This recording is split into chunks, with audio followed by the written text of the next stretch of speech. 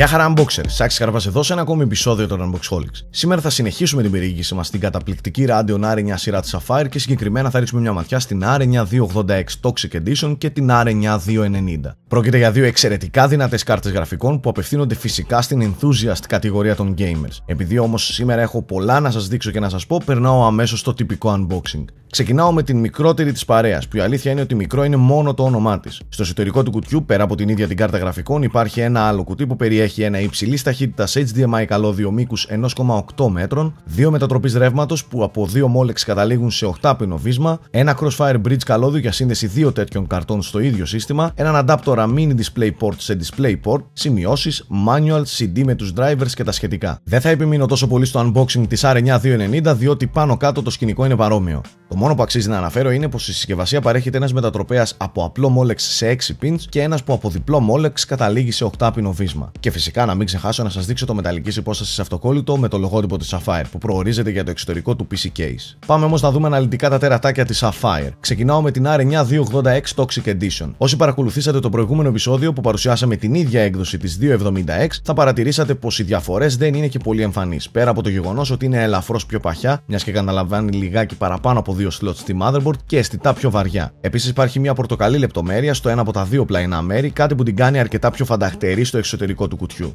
Το σύστημα ψήξης, ονόματι Tri-X, αποτελείται από τρεις ανεμιστήρες, με τον μεσαίο να ψύχει το chip και τους άλλους δύο να διώχνουν το ζεστό αέρα που συσσωρεύεται στη μεταλλική ψύκτρα. Το ιδιαίτερο χαρακτηριστικό του εν λόγω συστήματος ψήξης είναι ότι ο αέρας αφαιρείται από όλες τις πλευρές της κάρτας, οπότε δεν θα μένει ούτε στο ελάχιστο σε εσωτερικό της. Ακόμη μια φορά χαιρετίζω την επιλογή μεταλλικού προστατευτικού στο κάτω μέρος του PCB της κάρτας, καθώς και το γεγονός ότι οι συνδυασμοί των χρωμάτων την κάνουν πραγματικά ξεχωριστή. Στο πάνω μέρος βρίσκω τις δύο 8πίνες υποδοχές ρεύματος, ενώ λιγάκι πιο αριστερά υπάρχει ο διακόπτης του BIOS για το αυτόματο overclocking. Η κάρτα επικοινωνεί με τη motherboard μέσω PCI Express 3 διάβλου, την ώρα που αναμενόμενα υποστηρίζεται Crossfire διάταξη. Όσον αφορά τη συνδεσμολογία του πίσω μέρους, η R9 286 παρέχει υποδοχές Dual Link DVI-I, Dual Link DVI-D, HDMI και δύο θύρες mini DisplayPort.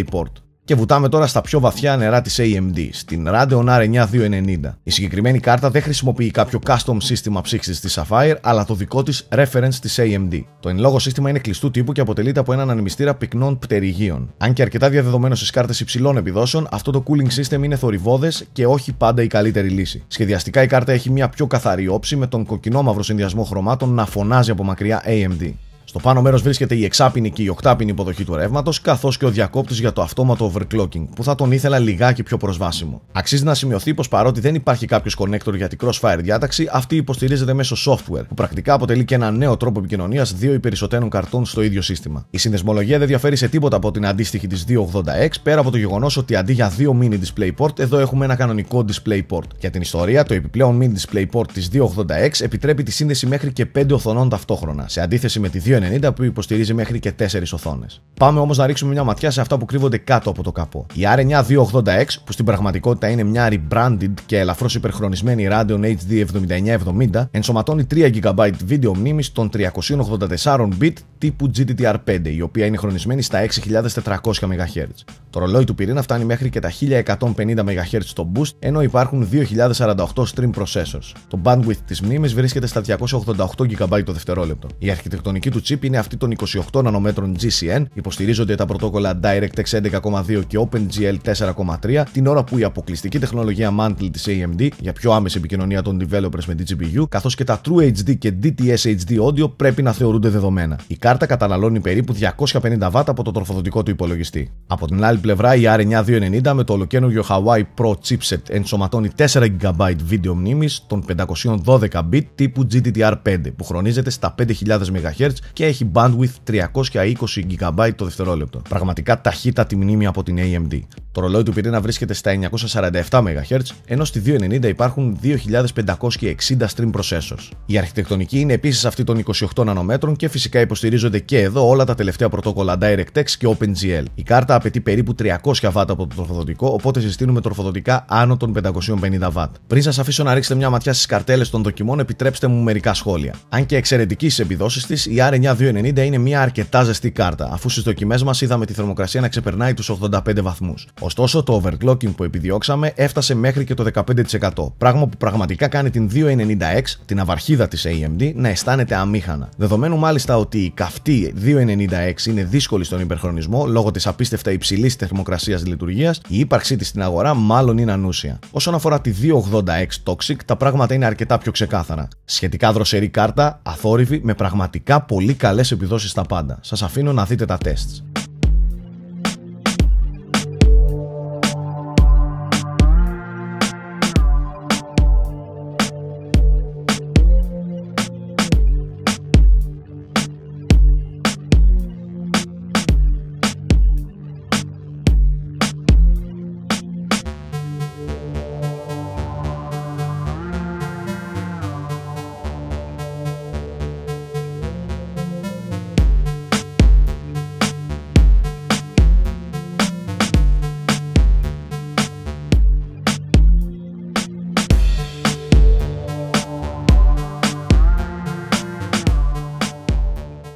Υπάρχει σαφέστατο προβάδισμα μεταξύ των δύο καρτών, το οποίο όμως έχει αντίκτυπο και στην τιμή. Μιας και η R9 280X κοστίζει 350 ευρώ, ενώ η R9 290 κοστίζει 50 ευρώ περισσότερα. Προσωπικά θεωρώ την 280X και συγκεκριμένα την Toxic έκδοση της Sapphire μία από τις καλύτερες value for money προτάσεις της αγοράς. Όσοι θέλετε να αποκτήσετε μια ικανότατη κάρτα γραφικών που θα παίζει με ευκολία όλα τα μοντέρνα και απαιτητικά video games και ταυτόχρονα δεν θέλετε να πλησιάσετε επικίνδυνα στο βασικό μισθό του Έλληνα, τότε η Radeon R9 280X Toxic ίσως να είναι αυτό που ψάχνετε. Αν πάλι θέλετε το κάτι παραπάνω, δείτε την 290. Ωστόσο, θα σας πρότεινα να αποκλείσετε τη 290X για τους λόγους που ανέφερα προηγουμένως. Εσείς στα σχόλια θέλω να μου πείτε ποια κάρτα γραφικών έχετε και αν θα αναβαθμίζατε σε μία από τις κάρτες του σημερινού επεισοδίου. Επίσης, μην ξεχνάτε πως τρέχει ένας όμορφος διαγωνισμός Guild Wars 2, στον οποίο χαρίζουμε μια συλλεκτική έκδοση και 3 Heroic Edition του δημοφιλούς MMO της NCSoft. Για να μπείτε στην κλήρωση, πατήστε το annotation που βλέπετε αυτή τη στιγμή στην οθόνη σας ή τσεκάρετε την περιγραφή του βίντεο. Μέχρι το επόμενο επεισόδιο των Unboxholics, να είστε όλοι καλά.